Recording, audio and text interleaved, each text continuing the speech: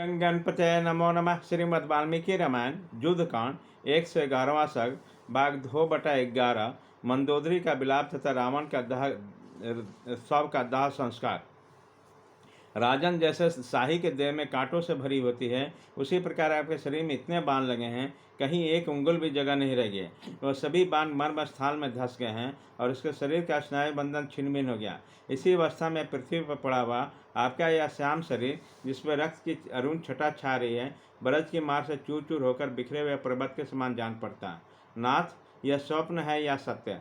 हाय, आप श्री राम के हाथ से कैसे मारे गए? आप तो मृत्यु के भी मृत्यु थे, फिर स्वयं ही मृत्यु के अधीन कैसे हो गए?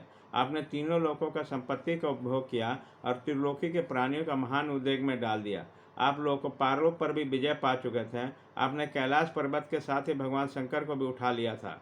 बड़े बड़े अभिमान वीरों को युद्ध में बंदी बनाकर आपने पराक्रम को प्रकट किया था। आपने समस्त संसार को क्षोभ में डाला, साधु पुरुषों की हिंसा की और शत्रुओं के समीप बलपूर्वक अहंकार पूर्वक बातें की। भयानक पराक्रम करने वाले विपक्षियों को मारकर अपने पक्ष के लोगों तथा सेवकों की रक्षा की। दानों के सरदारों और हजारों यक्षों को भी मौत के घाट उतारा। आपने सम्रांगण में निवातक कवच नामक दानों का भी दमन किया, बहुत से यज्ञ नष्ट कर डाले तथा आत्मीय जनों को सदा ही रक्षा की। आप धर्म की व्यवस्था को तोड़ने वाले तथा संग्राम में माया की सृष्टि करने वाले थे। देवताओं, असुरों और मनुष्य कन्याओं को इधर उधर से हर लाते थे। आप शत्रु को, स्त्रियों को शोक प्रदान करने वाले, स्वजनों के नेता, लंकापुरी के रक्षक, भयानक कर्म करने वाले तथा हम सब लोगों को कामोपभोग सुख देने वाले थे। ऐसे प्रभावशाली रथियों में श्रेष्ठ अपने प्रियतम पति श्री रामचंद्र जी के द्वारा धराशायी किया गया देखकर जो मैं अब तक इस शरीर को धारण कर रही हूँ, प्रियतम के मारे जाने पर जी रही हूँ, यह मेरी पाषाण हृदय का परिचायक है। राक्षस राज, आप तो बहुमूल्य पलंगों पर शयन करते थे, फिर यहाँ धरती के धूले में लिपटे हुए क्यों सो रहे हैं? जब लक्ष्मण ने युद्ध में मेरे बेटे इंद्रजीत को मारा, उसी समय मुझे गहरा आघात लगा था और आज आपके वध होने से तो मैं मार ही डाली गई। अब मैं बंधुजनों से हीन, आप जैसे स्वामी से रहित तथा काम भोगों से वंचित होकर अनंत वर्षों तक शोक में डूबी रहूंगी। राजन, आप जिस तरह अत्यंत दुर्गम विशाल मार्ग पर गए हैं, वही मुझ दुखिया को भी ले चलिए। मैं आपके बिना जीवित नहीं रह सकूंगा। हाय, मुझ असहाय को यहीं छोड़कर आप क्यों अन्यत्र चला जाना चाहते हैं? मैं दीन अभाग्नि होकर आपके लिए रो रही हूँ। आप मुझसे बोलते क्यों नहीं? प्रभु, आज मेरे मुंह पर घूंघट नहीं है। मैं नगर द्वार से पैदल चलकर यहाँ आई हूँ। ऐसी दशा में मुझे देखकर आप क्रोध क्यों नहीं करते? आप अपने स्त्रियों से बड़ा प्रेम करते थे। आज आपकी सभी स्त्रियां लाज छोड़कर पर्दा हटाकर बाहर निकल आई हैं। इन्हें देखकर आपको क्रोध क्यों नहीं होता? नाथ, आपकी यह कीड़ा सहचरी मंदोदरी आज अनाथ होकर विलाप कर रही है। आप इसे आश्वासन क्यों नहीं देते अथवा अधिक आदर क्यों नहीं देते? राजन, आपको बहुत सी कुल ललनाओं का, जो गुरुजनों की सेवा में लगी रहने वाली धर्मपरायणा तथा प्रतिव्रता थी, विधवा बनाया, उनका अपमान किया। अतः उसी समय शोक से संतप्त होकर आपको शाप दे दिया। यह उसी का फल है। आपका शत्रु और मित्रों के अधीन होना पड़ा। महाराज, पवित्रता के आंसू इस पृथ्वी पर व्यर्थ नहीं करते। यह कहावत आपके ऊपर प्राय ठीक ठाक घटी है। राजन, आप तो बड़े अपने तेज से तीनों लोगों को आक्रांत करके अपने को बड़ा शूरवीर मानते थे, फिर भी पराय स्त्री को चुराने का नीच काम आपने कैसे किया?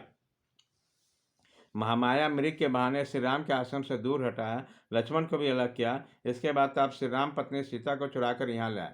यह कितनी बड़ी क्यारता है! युद्ध में कभी आपने क्यारता दिखाई हो, यह मुझे याद नहीं पड़ता, परंतु भाग्य फेर से उस दिन सीता का हरण करके निश्चय ही आप क्यारता आ गई थी, जो आपके निकट विनाश का सूचना दे गई। महाभाव, मेरे देवर विभीषण सत्यवादी, भूत और भविष्य के ज्ञाता तथा वर्तमान को भी समझने में कुशल है। उनके हर में लाए हुए मिथिलेश कुमारी सीता को देखकर मन ही मन कुछ विचार किया और अंत में लंबी सांस सोचकर कहा, अब प्रधान प्रधान राक्षसों का विनाश का समय उपस्थित हो गया। उनकी यह बात ठीक निकली। काम और क्रोध से उत्पन्न आपका असर, आसक्ति विषयक दोष के कारण ये सारा ऐश्वर्य नष्ट हो गया और उन्मूलक जड़ मूल का नाश करने वाला यह महान अनर्थ प्राप्त हुआ। आज आपने समस्त राक्षस कुल को नाश कर दिया। आज आप अपने बल और पुरुषार्थ के लिए विख्यात है, अतः आपके लिए शोक करना मेरे लिए उचित नहीं है। तथापि स्त्री स्वभाव के कारण मेरे हृदय में दीनता आ गई है। आप अपना पुण्य और पाप साथ लेकर अपनी विरोचित गति को प्राप्त हुए हैं। आपके विनाश से मैं महान दुख में पड़ गई हूँ, इसलिए बारंबार आपके लिए शोक करती हूँ। महाराज दशानन, हित चाहने वाले सहृदय तथा बंधुओं ने जो आपके संपूर्ण हित की बात कही थी, उन्हें आपके अनसुनी कर दी। विभीषण का कथन भी युक्ति और प्रयोजन से पूर्ण था, विधि पूर्वक आपके सामने प्रस्तुत किया गया। वो कल्याणकारी तो था ही, बहुत ही सौम्य भाषा में कहा गया था, किंतु उस युक्तियुक्त बात को आपने नहीं माना। आप अपने बल के घमंड में मतवाले हो रहे हैं, अतः मरीच, कुंभकर्ण तथा मेरे पिता के कही हुई बातें भी आपने नहीं मानी। उसी का यह फल आपको प्राप्त हुआ है। प्राणनाथ, आपके नील मेघ के समान श्याम वर्ण है। आप शरीर पर पीत वस्त्र, बाहों में सुंदर बाजूबंद धारण करने वाले हैं। आज खून से लथपथ हो, अपने शरीर को सब छितरा कर यहाँ क्यों सो रहे हैं? मैं शोक से पीड़ित हो रही हूँ। आप गहरी नींद में सोए हुए पुरुष के भांति मेरी बात का जवाब नहीं दे रहे हैं। नाथ, ऐसा क्यों कर रहे हैं? मैं महान पराक्रमी, युद्ध कुशल और समर भूमि से पीछे न हटने वाली सुमाली नामक राक्षस की दोहत्री नातनी हूँ। आप मुझसे बोलते क्यों नहीं है? राक्षस राज, उठिए उठिए। श्री राम के द्वारा आपका नूतन प्रभाव किया गया है, तो भी आप सो कैसे रहें? आज ही वे सूर्य की किरणें लंका में निर्भय होकर प्रविष्ट हो गए। बीरवर, आप समर भूमि में जिस सूर्यवल तेजस्वी परिक के द्वारा शत्रुओं का संहार करते हैं, वे ब्रजधारी इंद्र के भांति जो सदा आपके द्वारा पूजित हुआ है, रणभूमि में बहुसंख्यक शत्रुओं का प्राण लेने वाला था, जिसे सोने के जाले से विभूषित किया गया। आपका वह परिक श्री राम के बाणों से 700 टुकड़ों में विभक्त होकर इधर उधर पड़ा हुआ। प्राणनाथ, आप अपनी प्यारी पत्नी की भांति रणभूमि में आलिंगन करके क्यों सो रहे हैं, और किस कारण से मुझे अप्रिय से मानकर मुझे बोलना तक नहीं चाहते हैं? आपकी मृत्यु हो जाने पर मेरे शोक पीड़ित हृदय के हजारों टुकड़े नहीं होते हैं, अतः मुझ पसान हृदय नारी को धिक्कार है। इस प्रकार श्री वाल्मीकि रामायण युद्ध कांड 111वां सर्ग भाग 2/3 खत्म।